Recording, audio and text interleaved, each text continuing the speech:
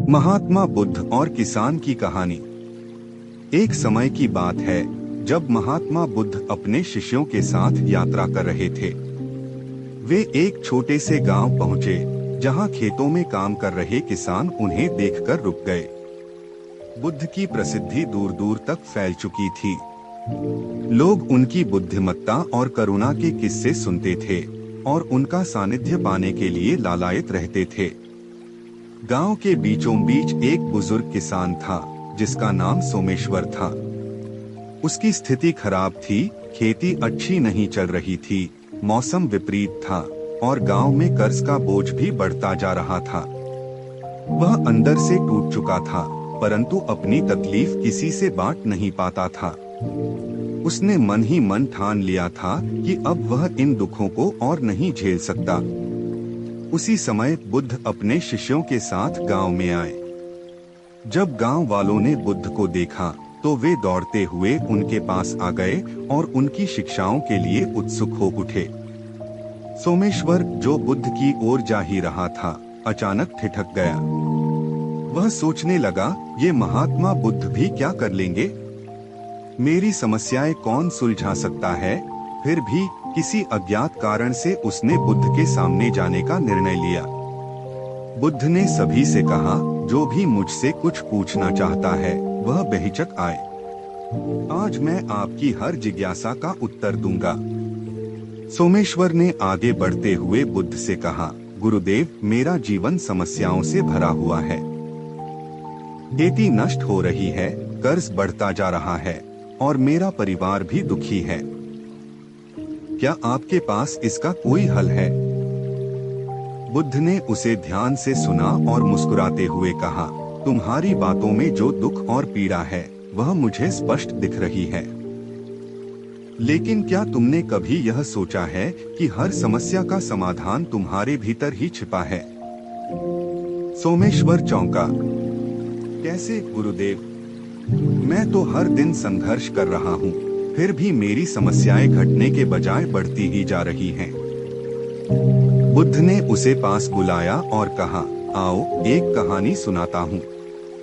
बहुत समय पहले एक राजा था।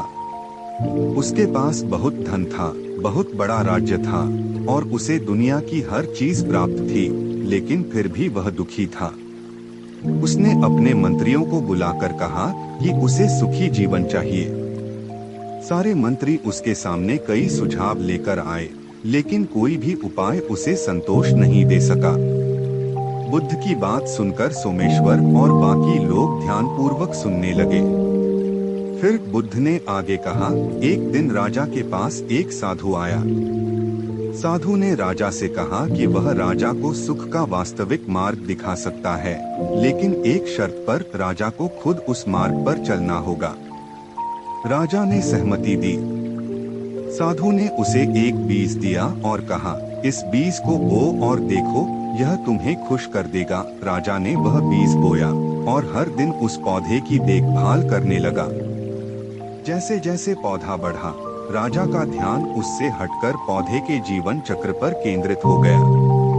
कुछ समय बाद राजा ने पाया कि वह पहले से अधिक शांत और संतुष्ट महसूस कर रहा था। सोमेश्वर ने उत्सुकता से पूछा, गुरुदेव, उस साधु ने ऐसा क्या किया जिससे राजा का दुख दूर हो गया? बुद्ध ने उत्तर दिया, साधु ने राजा को एक ऐसा उद्देश्य दिया जो उसे वर्तमान में जीने की प्रेरणा दे सके। राजा ने जब ध्यान से पौधे की देखभाल की तो वह अपने सभी दुखों को भूलकर उस क्षण में जीने लगा। जीवन का सबसे बड़ा सत्य यही है, जब हम अपने हर क्षण में जीना सीख जाते हैं तो दुख हमें घेर नहीं पाता। सोमेश्वर कुछ सोच में पड़ गया। उसने धीरे से पूछा, लेकिन मेरे जीवन की समस्याएं तो असली हैं गुरुदेव, क्या इनका कोई समाधान नहीं? बुद्ध ने गहरी सांस लेते हुए कहा, समस्याएं हर किसी के जीवन का हिस्सा हैं। लेकिन जो व्यक्ति समस्याओं का सामना बिना डर के करता है वही सच्चे सुख को प्राप्त कर सकता है। तुम्हारी खेती नष्ट हो रही है, यह एक सच्चाई है, लेकिन इसका यह मतलब नहीं कि तुम्हारे पास कोई विकल्प नहीं है।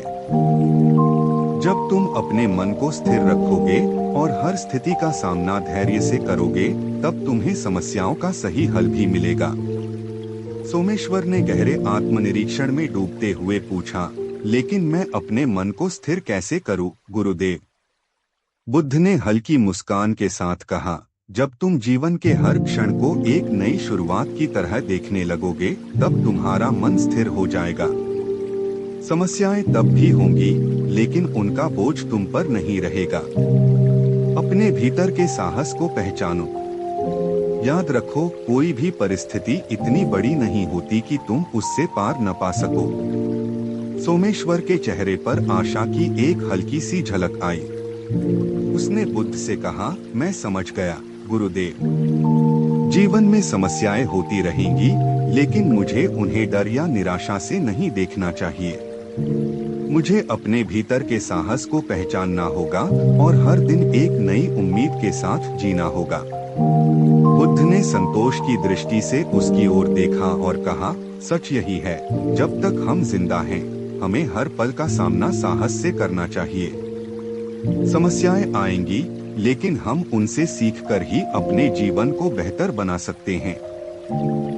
उस दिन सोमेश्वर को एक नई दृष्टि मिली। वह अब पहले जैसा किसान नहीं था। वह अब अपने भीतर एक साहसी, मजबूत और उम्मीद से भरा इंसान था।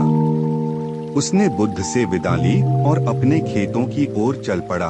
अब वह समस्याओं को एक नई चुनौती की तरह देख रहा था और अपने जीवन में एक नई शुरुआत करने के लिए तैयार था। यह कहानी हमें सिखाती है कि जीवन में समस्याएं आना स्वाभाविक है, लेकिन उनका सामना करने का साहस ही हमें सच्चे सुख और शांति की ओर ले जाता है।